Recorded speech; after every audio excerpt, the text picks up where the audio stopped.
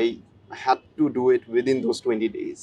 So ওই 20 days এর মধ্যে হচ্ছে আপনার এই কোর্সটা করেছিলাম and অনেক বেনিফিশিয়াল ছিল, শেষ করেছিলাম and then হচ্ছে মক গুলো অ্যাটেম্প্ট করেছিলাম and that really was the main factor behind my success. আচ্ছা, I personally got into trouble reading segment. I had like 18 minutes only. আমি যখন মক দিতাম, রাইট, লাইক মক গুলো অ্যাটেম্প্ট করছিলাম, দেখি যে প্যারাগ্রাফ হেডিং এ আমার অনেক মিস্টেকস। আই শুড, মানে এইখানে কেন আমার এত মিস্টেকস হবে? আচ্ছা, আই থিংক সবচেয়ে বেনিফিশিয়াল ছিল হচ্ছে রিডিং কম্পোনেন্টের যে ভিডিওস গুলো, because those were very in detail, খুবই নুয়ান্সড ছিল, আমার কাছে ভালোই লেগেছে। আসসালামু আলাইকুম সবাইকে। আজকে আমার সাথে আমার স্টুডেন্ট রাফি। আর রাফি রিসেন্টলি IELTS পরীক্ষা দিয়েছে এবং IELTS এ 8 স্কোর করেছে। আমাদের জন্য এটা যে কত অ্যামেজিং একটা ব্যাপার, এটা আমি বলে বোঝাতে পারবো না, কারণ এই খুবই ভালো একটা স্কোর। আর আজকে আমরা রাফির স্টোরিটা শুনবো। Rafi, how are you doing? কি অবস্থা? আই এম ডুইং গ্রেট আপু, আপনার কি অবস্থা? আলহামদুলিল্লাহ। রাফি, আজকে অনেক স্টুডেন্টস আমাদের ভিডিওটা দেখতেছে, সো একদম শুরুতে তুমি যদি জাস্ট তোমার ইন্ট্রোডাকশনটা দিয়ে দিতা। Well, hi everyone. My name is Rafi. I am a LLB honors graduate from the University of London International Programs, and I will be starting bar vocational studies at the City University of London starting this September. Rafi, তোমার একদম যদি শুরুতে সবাইকে একটা সেন্টেন্সে বলতে হয় তুমি কেমনে IELTS 8 পাইছো, বলে দাও। Just one sentence? Just one sentence. That's the challenge. Oh man, that's quite difficult. Yeah, I think it was practice. Within intensive practice within 10 days. ওইটাই crucial factor. খুব serious student, it was practice. It was practice, I have to say. So তোমার IELTS এর স্কোরটা খুব ভালো। একটু আগে আমাকে বলছিলা যে তুমি বিদেশেও পড়তে যাচ্ছ। জি, সো ইনশাআল্লাহ। সো তোমার মেইনলি মোটিভেশন কি বিদেশে যাওয়ার জন্য IELTS পরীক্ষা দেওয়ার রিজনিং ছিল, নাকি আগে কখনো IELTS দিয়েছো, প্রিপারেশন নিয়েছিলা? One of the conditions for doing bar was IELTS এ হচ্ছে একটা requisite score score করা, হ্যাঁ, and that was 7.5 in each and every component.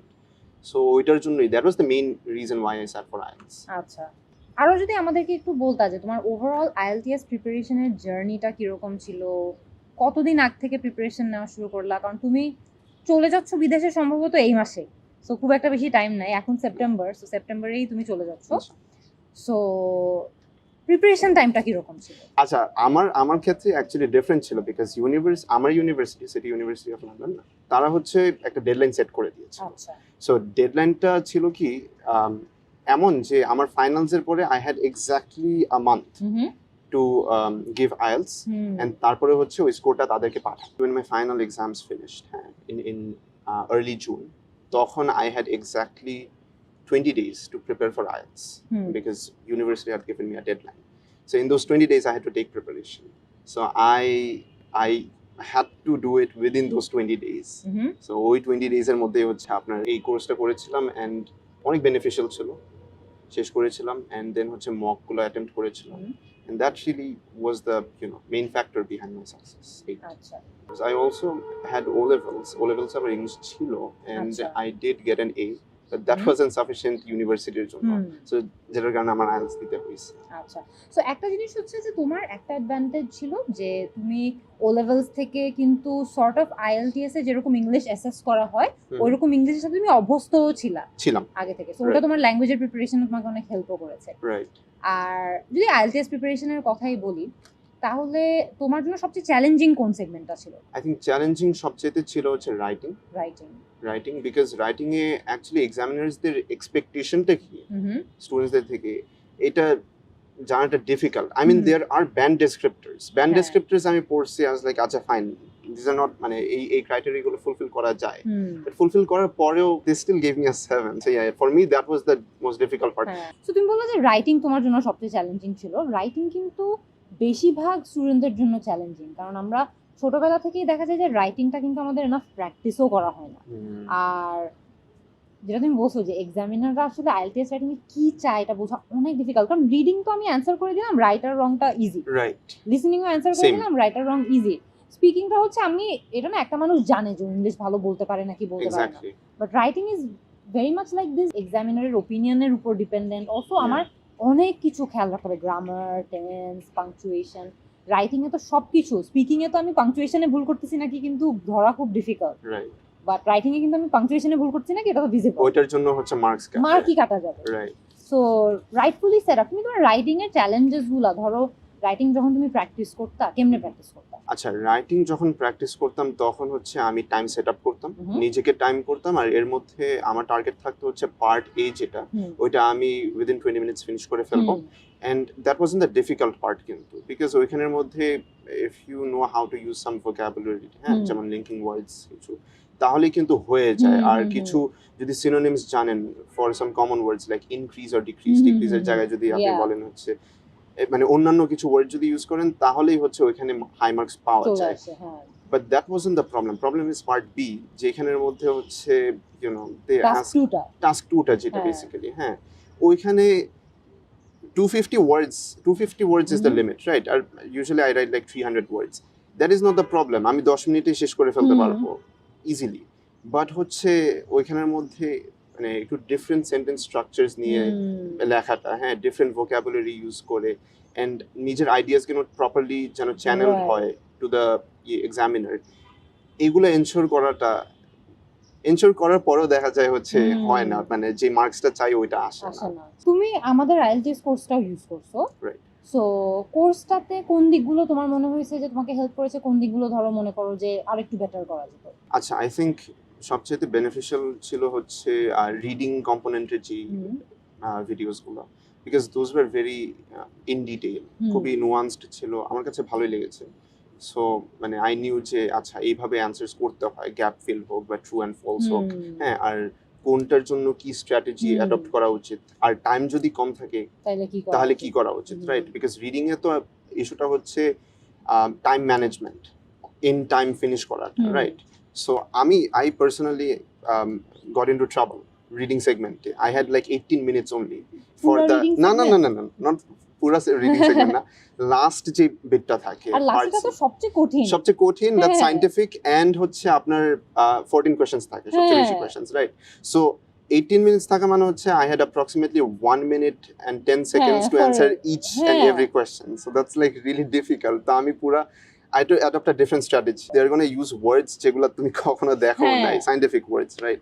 So এরকম একটা তুমি কি স্ট্র্যাটেজি ইউজ করছো, তোমার মাথায় কি চলতেছিল? আচ্ছা, জেনারেলি আমি যেটা করি সেটা হচ্ছে আগে প্যাসেজটা পড়ে নিই, এন্ড দেন হচ্ছে কোশ্চেনস পড়ে তারপরে হচ্ছে আমি অ্যানসারস খুঁজি, রাইট? এটা করি। হাউএভার যখন আমার কাছে 18 মিনিটস বাকি ছিল তখন আমি পুরো প্যাসেজ পড়ি নাই। I started with the easiest bit, like 14টা কোশ্চেনস এর মধ্যে তো হচ্ছে ডিফারেন্ট কোশ্চেনস, কয়েকটা ট্রু এন্ড ফলস, কয়েকটা প্যারাগ্রাফ হেডিং, আর সবগুলো তো একই ভাবে ডিফিকাল্টও না। এক্স্যাক্টলি। সো হচ্ছে যেটা লিস্ট ডিফিকাল্ট ছিল ওইটা আমি আগে অ্যাটেম্প্ট করছি, এন্ড দ্যাট ওয়াজ হচ্ছে কোন ব্যক্তি, it's like you know scientific journal মানে আর্টিকেল ছিল, তো সো এখানের মধ্যে কোন ব্যক্তি কি বলেছে, তাদের মানে নাম দেওয়া ছিল অপশনস, এন্ড হচ্ছে তারা কি বলেছে, ওইটা ঘুরিয়ে পেঁচে দিয়েছে। That was quite easy for me, so আমি হচ্ছে ওইটাই প্রথমে অ্যাটেম্প্ট করেছিলাম। Didn't take me more than 3 to 4 minutes. Hardest part যেটা ছিল which was true false not given, ওইটা আমি লাস্টের জন্য রেখে দিয়েছিলাম, because you know I didn't want to take the risk. Plus হচ্ছে true false not given, I have a chance of 33.33% যে আমি আন্দাজে দিলেও আমি একটা কারেক্ট হবে, রাইট? সো ওইটার জন্য আমি ওইটা একদম লাস্টের জন্য রেখে দিয়েছিলাম, and believe me লাস্টের দিকে আমার মাত্র 2 minutes বাকি ছিল, and I had 4 questions to answer. Somehow I got 8.5. I'm pretty sure I got 8.5 পাইছো, মানে কিন্তু ফার্স্ট অফ অল ও যে 8.5 পেয়েছে এটার মানে হলো যে তুমি প্রবাবলি 40-এ 37 এরকম কিছু একটা স্কোর করছো।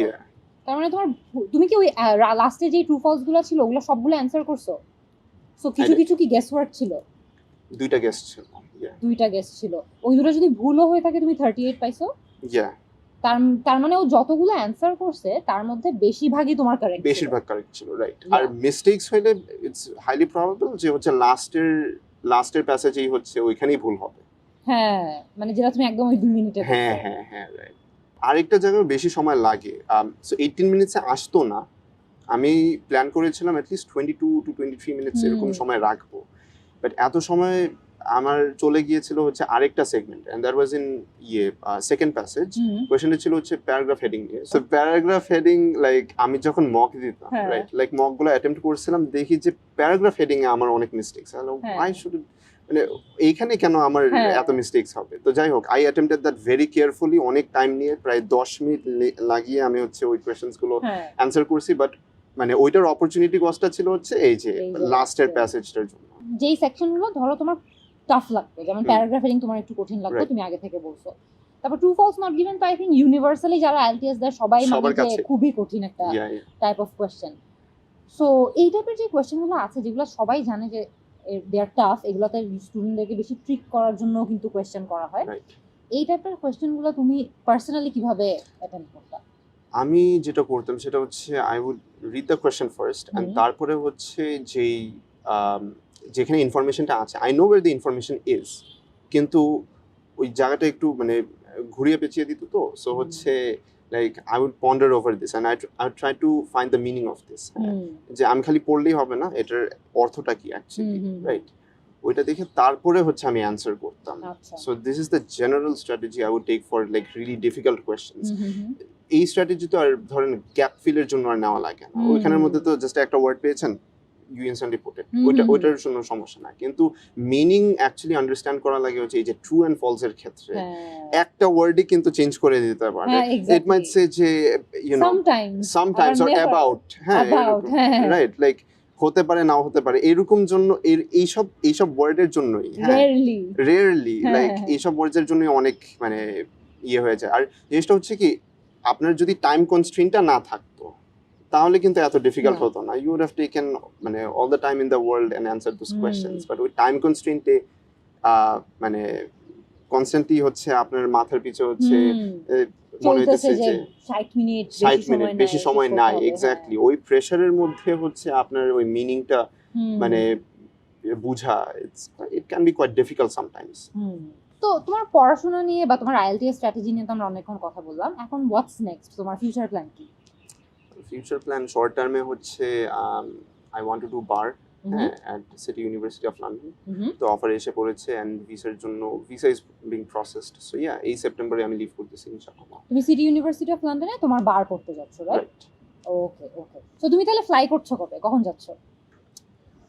দ্যাটস মানে এক্সাক্ট ডেটটা বলাটা ডিফিকাল্ট, বাট ইনশাআল্লাহ উইদিন 3 উইকস। আচ্ছা, সো সেপ্টেম্বরেই তুমি লন্ডন পাড়ি দিচ্ছ। Nice nice. লাস্ট একটা নোটে, তুমি আমাদের অনেক স্টুডেন্টরা আছে যারা হচ্ছে হয়তো ভবিষ্যতে আইএলটিএস দিবে, বাট আইএলটিএস সবার, স্পেশালি ইংলিশ সবার একটা খুব বড় পেইনের একটা জায়গা। ইট ইজ স্পেশালি আমি যদি বলি রাইটিং স্পিকিং, এই দুইটা এরিয়া একদম বেশি পেইনফুল একটা জায়গা সবার জন্য। দেখা যায় যে অনেক ট্রাই করে বাট স্কোর আসে না। তো স্টুডেন্টদের জন্য এনি লাস্ট ওয়ার্ডস বা কোনো এমন অ্যাডভাইস যেটা তোমার মনে হয় যে তাদের হেল্প করবে? রাইটিং এর ক্ষেত্রে আই থিঙ্ক সবচেয়ে beneficial advice would be try to implement as many sentence structures as possible. Compound sentences, complex compound, complex, simple sentences, এই সেন্টেন্সগুলোর মিক্সচারটা থাকলে they will give you a lot of marks. I think this is something that most students miss out on. বেশিরভাগ স্টুডেন্টরা জানে যে অনেক vocabulary use করতে হবে, wide vocabulary, that's not the problem is sentence স্ট্রাকচারসগুলো ইউজ করে না ওইভাবে এফেক্টিভলি, যেটার কারণে হচ্ছে একটা ক্যাটাগরিতে মার্কস ইউজুয়ালি খুব কম দেয়, and that is grammatical range and accuracy. So I think ওই পার্টটাতে ফোকাস করাটা খুবই important. So do look out on the band descriptors, 9-এ কত লাগে, 8-এর জন্য কি ক্রাইটেরিয়া ফলো করা লাগে, অল দোজ ক্রাইটেরিয়াস এটা দেখে নিলে ভালো হয়। As for speaking, my advice would be, if you practice it with someone else, because তুমি নিজেকে তো জাজ করতে পারবে না, আরেকজন থাকলে হচ্ছে that person can give you feedback and then you can act on that feedback. So I think it's really crucial যে when you practice, you keep someone else যে হচ্ছে তোমাকে পরবর্তী feedback দিবে, and then try to act on those feedback. তাহলেই ভালো marks hopefully ensure করতে পারবে। Great, thanks a lot, Rafi. Thank you.